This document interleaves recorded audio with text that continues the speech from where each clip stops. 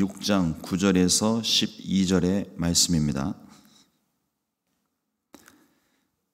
사무엘상 26장 9절에서 12절 말씀입니다. 한 목소리로 합독하시겠습니다. 다윗이 아비새에게 이르되 죽이지 말라. 누구든지 손을 들어 야훼의 기름 부음 받은 자를 치면 죄가 없겠느냐 하고, 다윗이 또 이르되 야훼께서 살아계심을 두고 맹세하노니 야훼께서 그를 치시리니 혹은 죽을 날이 이르거나 또는 전장에 나가서 망하리라. 내가 손을 들어 야훼의 기름 부음 받은 자를 치는 것을 야훼께서 금하시나니 너는 그의 머리 곁에 있는 창과 물병만 가지고 가자 하고, 다윗이 사울의 머리 곁에서 창과 물병을 가지고 떠나가되 아무도 보거나 눈치채지 못하고 깨어있는 사람도 없었으니 이는 야훼께서 그들을 깊이 잠들게 하셨으므로 그들이 다 잠들어 있었기 때문이었더라. 아멘. 오늘 함께 번독한 사무엘상 26장 9절로 12절의 말씀을 가지고 끝까지 믿고 맡겨야 합니다 라는 제목으로 함께 말씀의 은혜를 나누겠습니다.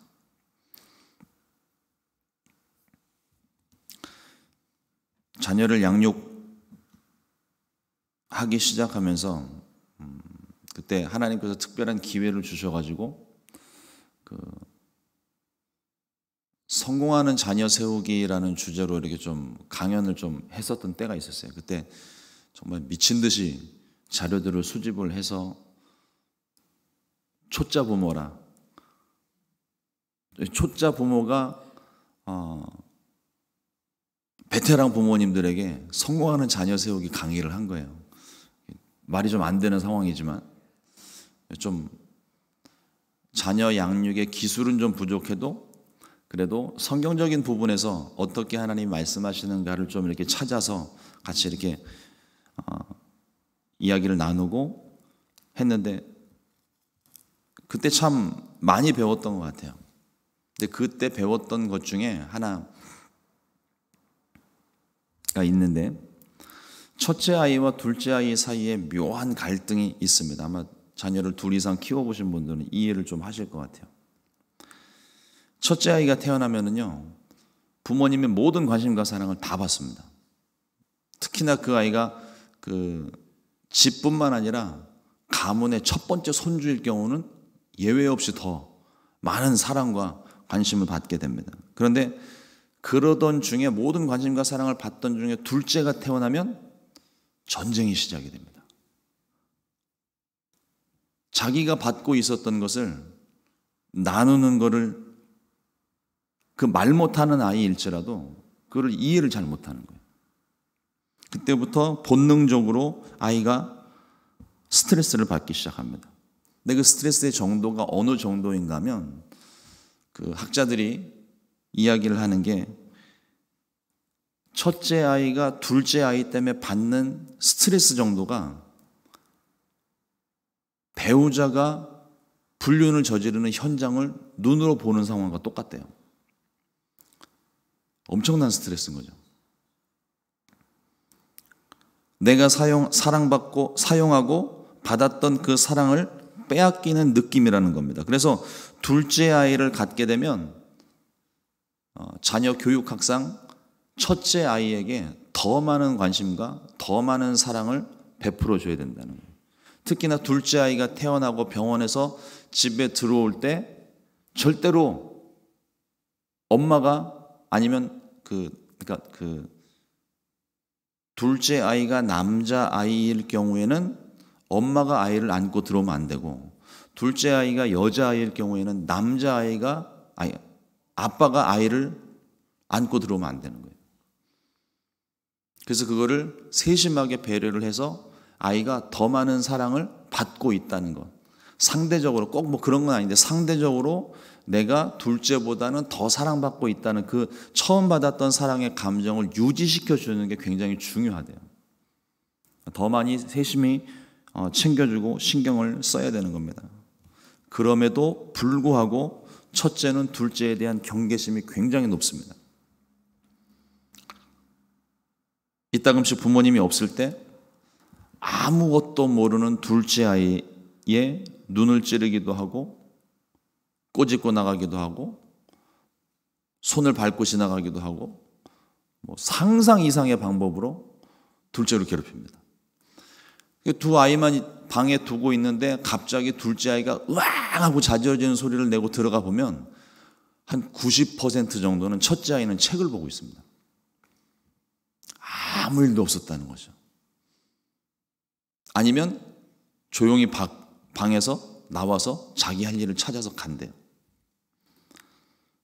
90% 이상 부모님 몰래 무슨 일이 있었던 겁니다.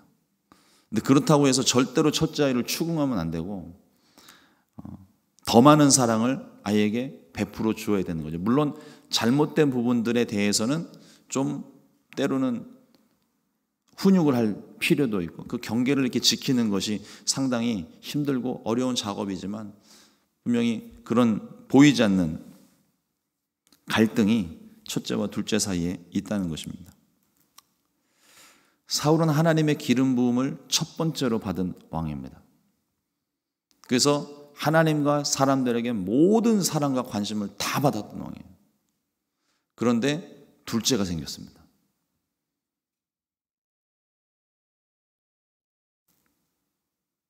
다윗입니다. 죄로 인해 버림받았던 이유도 물론 있지만 사울의 마음 가운데 상실감 내지는 왕위에 대한 불안감, 스트레스의 정도가 굉장히 심해지고 있습니다. 백성들뿐만 아니라 주변 사람들, 부하들과 심지어 자신의 아들, 딸들도 다윗을 사랑하기 시작했을 때 이 사울의 마음 가운데는 미움과 질투가 가득해졌습니다. 급기야 다윗을 죽이려 했고 도망친 다윗을 쫓아 추격전을 펼칩니다. 성경 가만히 보면 사울이 다윗을 잡으러 갈 때에 군사를 모집하는데 꼭 3,000명이에요. 왜 3,000명인지는 모르겠는데 아마도 미루어 짐작컨대 다윗을 체포하기 위한 특별조를 편성한 것 같아요.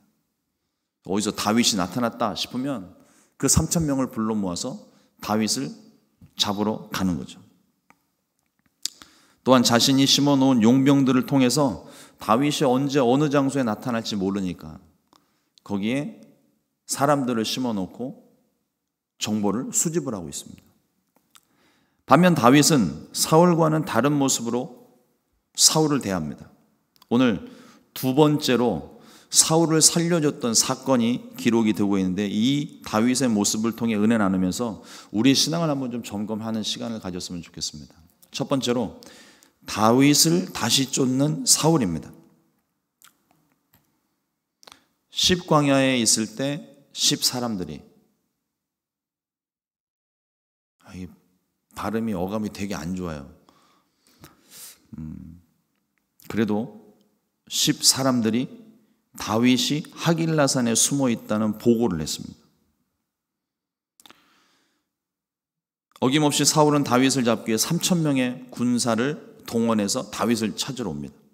그런데 24장의 말씀을 보면 엔게디 광야에서 사울이 용변을 보기 위해 굴 속으로 들어오는데 하필이면 거기에 다윗과 그의 일당들이 숨어 있었죠. 용변을 보러 들어왔기 때문에 사울은 혼자 들어옵니다. 다윗이 조용히 다가가서 사람들이 부추기죠. 지금이 절호의 찬스, 하나님이 주신 기회니까 가서 제거합시다. 다윗이 조용히 다가가서 그의 옷자락만 베고 사울을 그냥 돌려보냅니다. 사울이 멀찌감치 갔을 때 사울을 부르며 옷자락을 흔들며 내가 당신을 죽일 수 있었지만 죽이지 않았다고 자신의 무죄함을 증명합니다.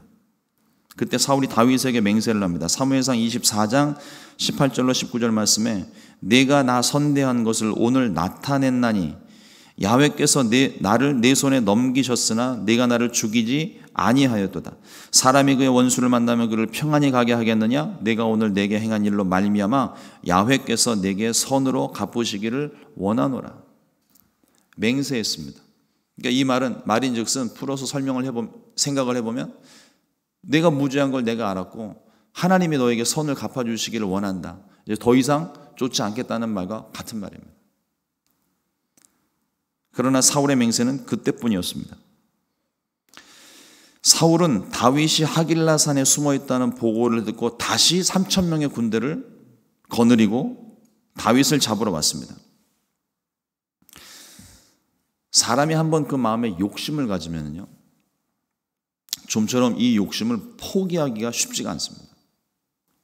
마음을 먹는 게 힘들어서 그렇지, 한번 마음 먹은 건 내가 무엇인가 갖고 싶다, 이루고 싶다, 그 결단을 하게 되면은요, 이게 좀처럼 쉽게 사그러지는 게 아니에요.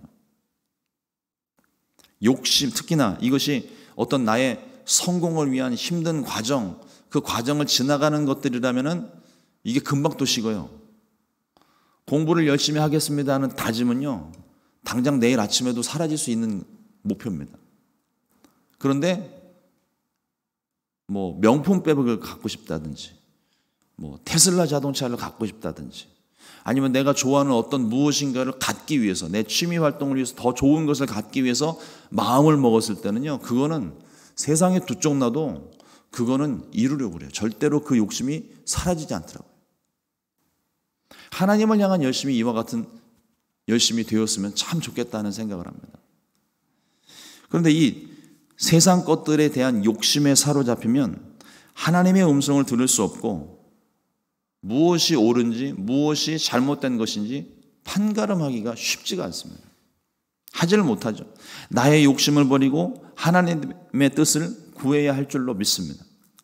하나님이 무엇을 원하시는지 내 생각을 내려놓아야 비로소 그 하나님의 뜻이 보여요. 내가 욕심을 가지고 있는데 하나님 내게 뜻을 가르쳐 주십시오. 사실 이런 기도하는 것도 쉽지 않고, 그런 기도를 혹 한다 하여도 내가 욕심을 가지고 있는 이상 하나님의 뜻을 알기가 쉽지가 않습니다.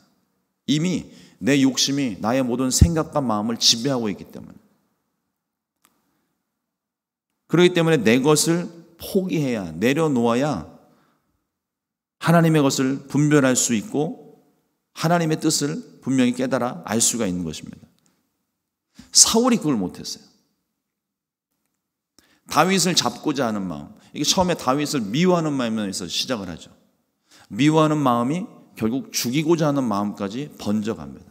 저 다윗을 죽이지 않고는 내가 오늘 밤 편안하게 잠을 잘 수 없겠다 하는 마음을 이 마음 가운데 가지니까 하나님의 뜻이 무엇인지를 분간하지 못하고 오직 자기의 욕심과 자신의 안위와 자신의 왕권을 지키기 위한 그 생각 하나로 다윗을 죽이려고 하는,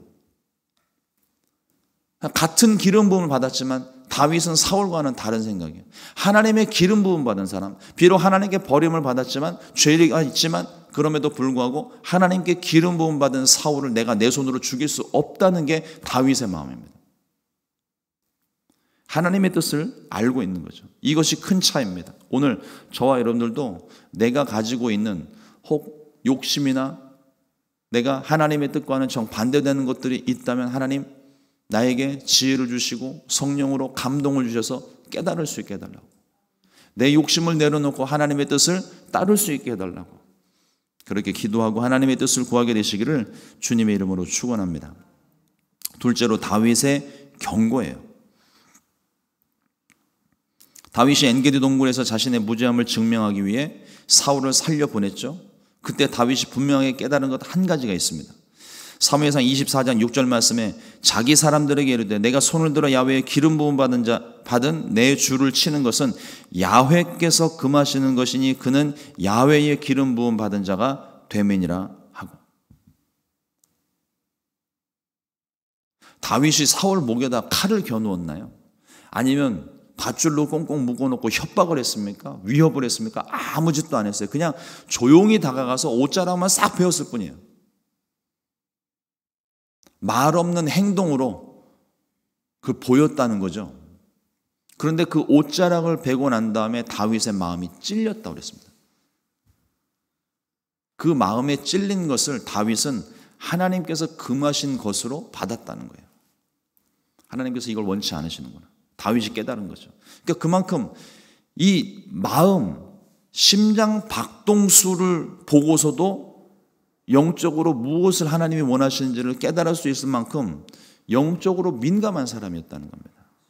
저와 여러분들이 이렇게 영적으로 민감한 사람이 될 수 있게 되기를 주님의 이름으로 축원합니다. 모든 환경과 일어나는 일들 때문에 거기에서 하나님의 뜻을 다 발견하려고 하라는 것이 아니라 하나님께서 주시는, 그때 주시는 그 감동이 있어요. 약을 먹지 않아서 심장이 뛰는 것하고 내가 죄를 저지르는 것 때문에 심장이 뛰는 것하고 이거는 분간할 수 있어야 되는 거죠. 기도하면서 하나님의 뜻을 구하고 있을 때 이 마음에 심장이 쿵쾅거림과 두근거림과 하나님께서 내게 무엇인가를 말씀하려고 하시는 그것을 캐치할 수 있는 영적인 민감함, 성령 충만한 사람들에게 이것이 가능합니다. 성령 충만하게 되시기를 주님의 이름으로 축원합니다. 영적으로 민감해지시기를 주님의 이름으로 축원합니다. 성령 충만하고 영적으로 민감해져야 무엇이 옳고 그른지를 가릴 수가 있어요. 다윗이 영적으로 민감했기 때문에 이 마음에 찔린 것이 곧 하나님이 나의 생각과 사람들의 이 생각이 잘못된 것을 깨닫게 하시고 이것을 금하시는 것이구나, 다윗이 깨달았다는 겁니다. 그런데 그런 마음을 가진 다윗인데 사울이 또 쫓아왔어요.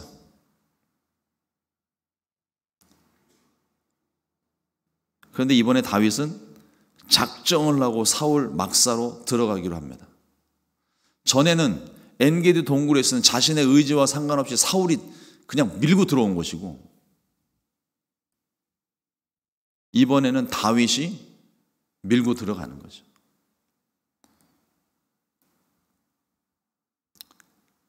왜 그랬을까요?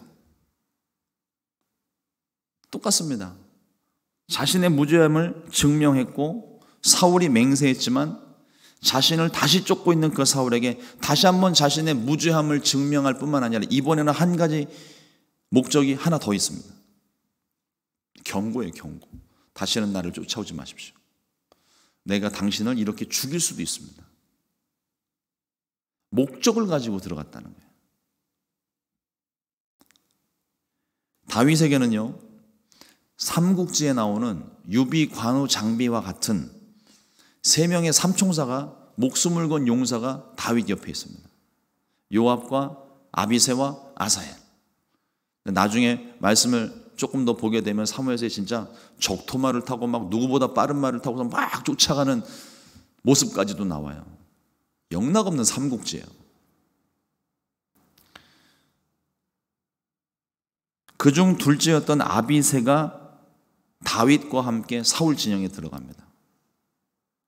사울이 자고 있는 막사까지 들어가서 사울 곁에 섭니다. 여러분, 이게 얼마나 위험한 일인지 아시죠? 왕의 막사예요. 왕의 막사면 진영에 뭐 변두리나 끝이나 뭐 이렇게 있질 않아요. 모든 병사들이 에워싸고 있는 한 가운데 왕의 막사가 있습니다. 왕의 안전을 위해서. 거기를 다윗과 아비새가 아무도 모르게, 쥐도 새도 모르게 거길 들어갔다는 거예요. 아비새가 다윗을 또 충동질을 합니다. 하나님이 사울을 당신 손에 넘기셨습니다. 이 절호의 찬스를 저에게 주시면 두 번 찌를 필요 없이 제가 한 번에 단숨에 모든 걸 끝장내겠습니다. 그러면 생각보다 일이 쉽게 풀릴 수 있어요. 다윗이 피를 흘리는 것도 아니죠. 자기를 쫓고 있는 사울이 더 이상 쫓아올 일도 없죠. 어차피 기름 부음 받은 왕은 다윗인데 다윗이 왕 위에 올라서는 것도 조금 더 빨리 땡길 수 있는 절호의 찬스, 환경과 주어진 조건만 보면 이건 절호의 찬스예요. 문제는 다윗의 마음 가운데 이전해 주셨던 하나님의 기름 부음 받은 자를 치는 것을 하나님이 원치 않으신다는 그 한 가지 조건이 걸리는 겁니다. 다윗과 아비새만 눈 딱 감으면 모든 게 쉽게 끝날 수 있어요. 다윗이 아비새를 말립니다. 금지하죠. 사무엘상 26장 9절 말씀에 다윗이 아비새에게 이르되 죽이지 말라. 누구든지 손을 들어 야훼의 기름 부음 받은 자를 치면 죄가 없겠느냐 하고. 그리고 사울의 머리 옆에 있던 창과 물병만 가지고 조용히 빠져나왔습니다. 그 의미가 무엇일까요? 내가 당신을 죽이려고 이렇게 곁에 들어올 수 있는 사람입니다. 하지만 나는 당신을 죽이지 않습니다. 창과 물병만 가지고 가니, 이걸 증거로 삼아서 가져가니 더 이상 나를 쫓아오지 마십시오. 경고를 하고 가는 거예요. 다윗의 행동에서 두 가지를 생각을 해봅니다. 첫 번째, 다윗은 준비된 사람이었어요. 사울 진영 깊숙이, 그것도 가장 안쪽에 준비된 사울의 막사입니다. 들어오고 나가는 동안 누가 봐도 볼 수 있고, 사울을 잡으러 온 군사들인데 보초한 사람 없었겠어요? 근데도 그걸 뚫고 아무도 모르게 그 적진까지 들어갔다 나옵니다. 하나님께서 깊이 잠들게 하신 것도 있겠지만 기본적으로 다윗이 민첩하고 전술과 전략과 기술과 싸움의 기술이 아주 뛰어난 사람이에요. 우리가 기본적으로 준비해야 될 것들이 있습니다. 그냥 무턱대고 내가 아무것도 없이 그냥 성령 충만 받고 하나님 보내시는 대로 그냥 쓰임 받는 게 아니에요.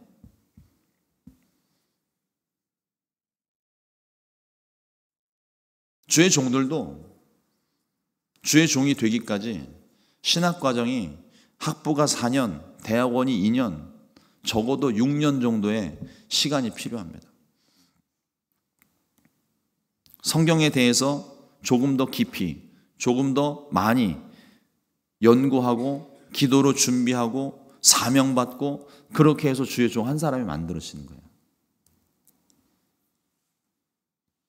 그냥 무턱대고 그냥 아무나 하나님 내가 오늘부터 너 오늘부터 나를 따라오느라 그렇게 해가지고 받고서 끝나는 게 아니라 제자들도요 3년 반 동안 예수님께서 직접 1:1 양육을 하셨어요. 그리고 나서야 비로소 성령 받고 땅끝까지 복음을 전하는 사명자로 쓰임을 받은 것이죠. 우리가 세상 가운데서 영적인 싸움을 합니다. 수많은 영적인 싸움을 해. 내가 알지 못하는 가운데도 수많은 영적인 싸움을 합니다. 그냥 단순하게 영적인 싸움에 내가 그냥 하나님만 믿고 무식하게 그냥 뛰어드는 게 아니에요. 다윗이 골리앗을 맞이했을 때 그가 운이 좋아서 돌 하나로 골리앗을 한 방에 쓰러뜨렸습니까? 천만의 말씀입니다. 다윗은 그 골리앗을 쓰러뜨리기 전까지 수많은 곰과 사자와 맹수들과 싸우면서 그 기술을 익혔던 사람이에요. 이미 가지고 있는 기술이 있다는 겁니다. 하나님이 거기에 함께 하셔서 더 큰 열매를 맺을 수 있도록 하나님이 거기에 기름을 부으시는 거예요. 우리가 가장 중요하게 생각해야 되는 기본적으로 준비해야 될 게 무엇이 있겠습니까? 여러분들에게 성경을 연구하는 기술이나 특별한 어떤 그런 것들을 말씀드리는 게 아니야. 가장 기본적인 거, 우리 그리스도인들에게 가장 기본적인 게 무엇이겠습니까? 기도와 말씀이에요.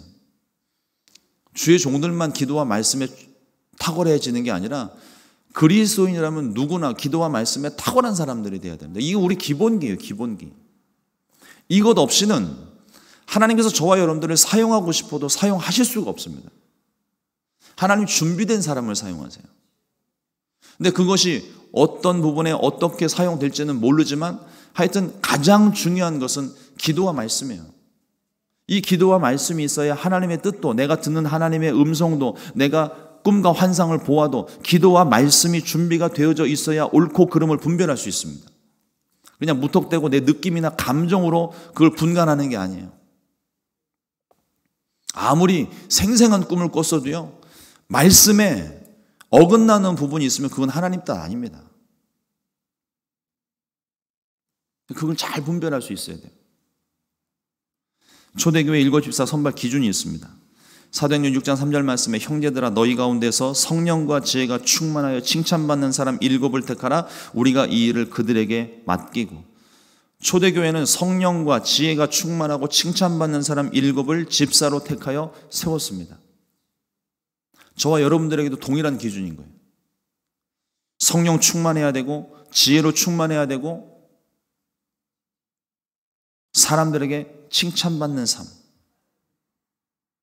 그리스도인이라면 누구나 이 기준을 가지고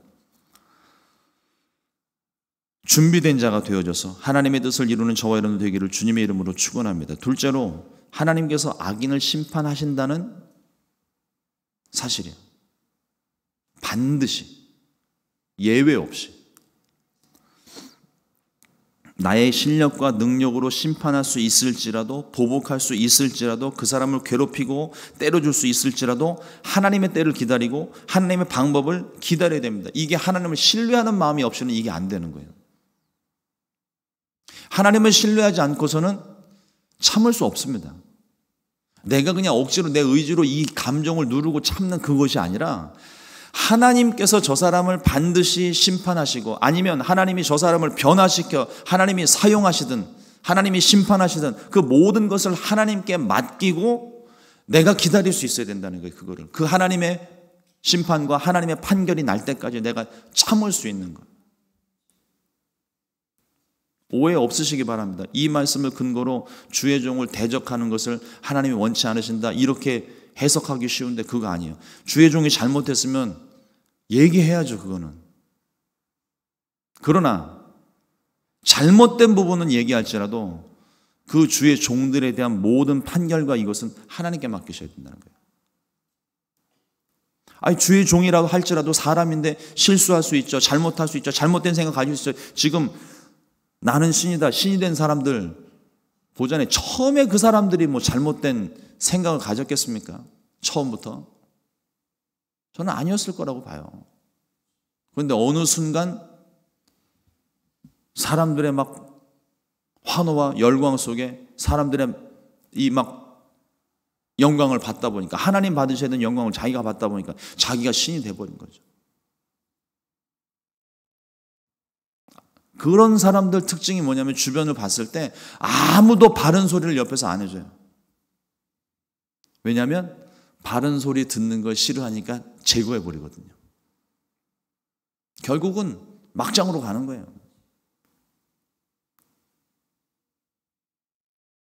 제가 혹시 잘못하게 되면 여러분들이 저를 따끔하게 말씀을 해 주셔야 그게 주의 종을 세우는 거예요. 저 또한 우리 성도님들이 그렇게 말씀하시는 것에 대하여 하나님께서 내게 주시는 음성으로 여기고 그것을 수용할 수 있어야 되고 이게 맞았을 때 건강한 교회, 건강한 주의 종, 건강한 주의 백성들이 세워지는 겁니다. 하나님 말씀 주의 종들만 받는 거 아니에요. 여러분들도 거룩한 제사장, 거룩한 나라 왕 같은 제사장으로 하나님이 다 세우셨는데 지금은 성령의 시대이기 때문에 성령님께서 어느 누구에게나 말씀을 주세요. 다만 앞서 말씀드린 대로 기도와 말씀으로 이거를 분별할 수 있어야 돼요. 그냥 내게 들려진다고 내가 드는 생각이라고 다 하나님 말씀 아닙니다. 그와 같은 말씀들을 통해서 하나님이 함께 동역하게 하시고 그렇게 하나님 나라를 우리가 세워가는 거예요.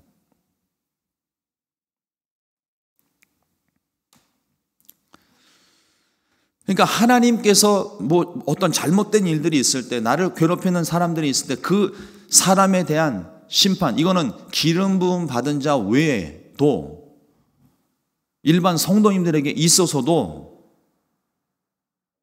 그 사람에 대한 뭐 책망과 잘못된 일을 뭐 이렇게 지적하고 이야기하는 건 할 수 있습니다. 그러나 그 사람에 대한 것을 심판할 때는 내가 하는 게 아니라는 거예요. 하나님이 하시는 거예요. 하나님이.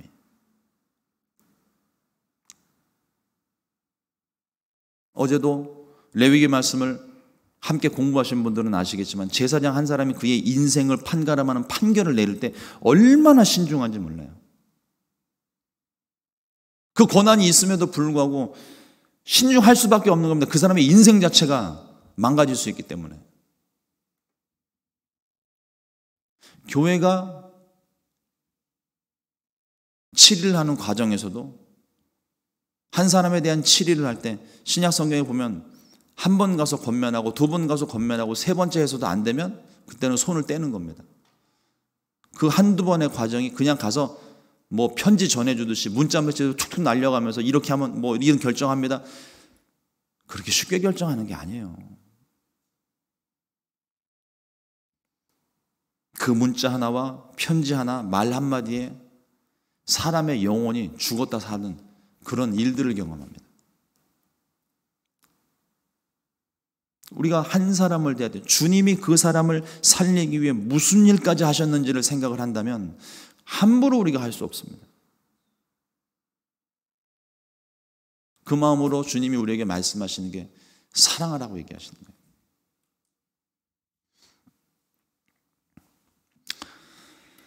사무엘상 26장 10절 말씀에 다윗이 또 이르되 야훼께서 살아계심을 두고 맹세하노니 야훼께서 그를 치시리니 혹은 죽을 날이 이르거나 또는 전장에 나가서 망하리라. 다윗은 하나님의 방법을 기다렸고 끝까지 하나님께 맡겼습니다. 다윗이 고백한 것처럼 사울은 전장에서 망했습니다. 하나님이 그렇게 하신 것이죠. 억울하고 답답한 일을 당하여도 하나님의 공의를 굳게 믿고 하나님께서 판단하시고 행하실 때까지 우리는 조급한 마음을 버리고 기다려야 할 줄로 믿습니다. 답답할 수 있어요. 그러나 그 답답함이 우리가 좀 이렇게 생각해 보면 안 될까요? 하나님이 그 사람을 심판하지 않으실 때는 이유가 있는 겁니다. 명명백백한 죄가 있음에도 불구하고 하나님이 그 사람을 심판하지 않는 데는 이유가 있어요. 하나님이 그 사람에게 기회를 주고 계시는 거예요. 회개할 수 있는 기회, 돌이킬 수 있는 기회. 하나님이 단번에 오늘 날벼락을 쳐서라도 나발이 죽은 것처럼 그냥 갑자기 몸이 굳어서 죽을 수 있어요. 그러나 죽고 나면 회개의 기회가 그 사람에게는 없기 때문에 그냥 그 사람의 인생은 그걸로 끝장나는 겁니다. 하나님이 그걸 원하시는 게 아니에요. 한 영혼이라도 살리시겠다는 하나님의 뜻이 있습니다. 그러므로 이 심판이 올 때는요, 더디 올 수밖에 없는 거예요. 하나님의 마음을 우리가 좀 알아야 될 것 같아요. 그 한 영혼일지라도 저는 이 사울을 볼 때마다 또 가룟 유다를 볼 때마다 제 마음 가운데 늘 같은 질문을 항상 합니다. 사울이 회개했으면 어땠을까? 진정으로 그 마음 가운데 회개하고 하나님 앞에 엎드려 기도하고 히스기야가 기도했던 것처럼 벽을 보고 통곡하며 기도했다면 하나님이 어떻게 하셨을까? 과연 그대로 사울을 버리셨을까? 저는 그렇지 않다고 생각합니다. 제가 하나님이 아니기 때문에 단언할 수는 없지만 그러지 않으셨을 것 같아요. 가룟 유다가 예수님 팔아버리고 그것을 뒤늦게 후회하고 목숨을 버렸죠. 가룟 유다가 자기 자살하기 전에 한 번 더 생각하고 회개하고 돌아왔다면 어땠을까? 하나님, 예수님 베드로도 용서하셨잖아요. 하나님이 나의 대적을 향하여서 바로 즉시로 즉결 심판하지 않으시고 기다리시는 데는 분명한 하나님의 뜻이 있어요. 저는 그게 하나님께서 주시는 기회라고 생각합니다. 그 사람을 살리시려는 하나님의 기회라고 생각을 해요. 그렇기 때문에 우리는 하나님께 믿고 맡기는 거예요. 하나님이 해결하십시오. 그러나 그 사람의 잘못된 부분에 대해서는 우리가 말은 할 수 있어요. 그러나 그 사람을 심판하거나 정죄하거나 그건 우리 몫이 아닙니다. 재판장은 오직 하나님 한 분이신 거예요. 그 하나님의 판결이 날 때까지는 우리는 기도하면서 기다리는 것 외에는 우리가 할 수 있는 일이 아무것도 없습니다. 그거는 더딘 시간이 아니에요. 조급한 시간 아니에요. 하나님이 인내하시는 시간이고 기다리시는 시간입니다. 고린도전서 1장 25절 말씀에 하나님의 어리석음이 사람보다 지혜롭고 하나님의 약하심이 사람보다 강하니라. 아무리 내 생각이 옳다 여겨져도 하나님의 어리석은 부분이 있는지는 모르겠지만 하나님의 그 어리석은 부분보다 우리는 더 못한 사람이에요. 훨씬 더 하나님이 지혜로우시고 하나님 모든 것을 아시고 주관하시는 강하신 분이십니다. 이러므로 하나님의 영광을 위해서 하나님께서 친히 행하심을 믿고 날마다 승리하는 저와 여러분들 되기를 주님의 이름으로 축원합니다. 기도하겠습니다. 하나님 감사합니다. 오늘도 주님의 말씀 우리 가운데 허락해 주시고 또 하나님께서 기다리시고 오래도록 참으시는 이유와 또 하나님께서 모든 것을 판단하시고 행하시는 것을 굳게 믿는 믿음에 대하여 말씀을 나누었습니다. 하나님, 우리가 주님의 뜻을 분별하고 하나님 기뻐하시는 것이 무엇인지를 생각하여 주님 기뻐하시는 일에 온전히 순종할 수 있도록 은혜 베풀어 주시옵소서. 오늘 하루도 주님을 믿고 신뢰하며 하나님의 뜻을 기다릴 수 있는, 하나님께서 우리의 삶 가운데 친히 간섭하시고 우리를 이끄시는 귀한 한 날이 되기를 간절히 소망합니다. 성령님 역사하여 주시옵소서. 귀하신 예수님의 이름으로 기도드렸습니다. 주님 가시게 되면